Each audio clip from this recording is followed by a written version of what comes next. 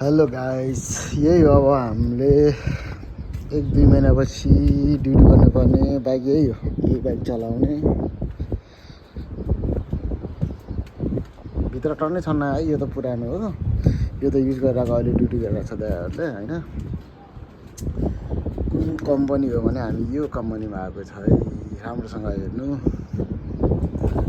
आउँदा जस अलिकति विचार गरेर सबै थोक बुझेर आउनु पर्दो रहेछ। अनि यो भित्र देखाउँछु।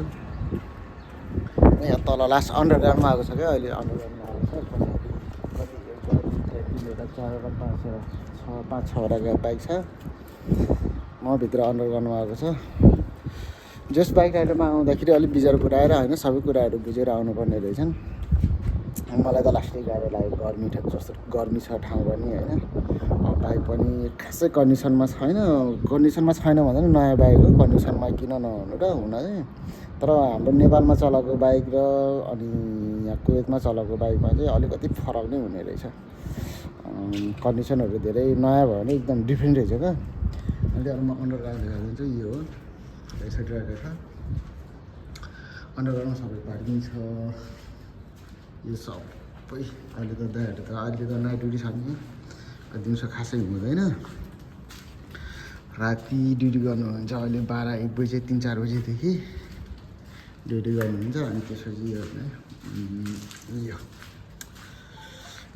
चाहिँ यता र यो नयाँ बाइकहरू नयाँ बाइक राखेको छ। यो भित्र पनि छ। राम्रोसँग देख्दैन अलिक सबै छोपेर राखेको छ बाइक। यहाँ यति भयो, परदेखि भयो, सब राखेको छ।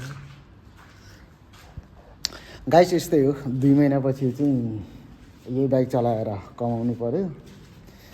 2 महिनासम्म त त्यही रुममा बस्ने। अनि कति बोर हुन्छ क्या रुममा बस्दा पनि। आमा नेट वाइफाई हुँदैन। आफ्नो पर्सनल सिम किनेर चलाउनु पर्ने रहेछ। अनि त्यसले गर्दाखेरि नेट पनि चलाउनु त्यति गाह्रो छ क्या कुवेतमा भनेको। कम गाह्रो छ। अनि नयाँ आएको मान्छेलाई लास्टै गाह्रो छ गाइस। बिस्तारै अब गर्नु पऱ्यो। दुःख सुख जे भए पनि यस्तै हो गाइस। ल।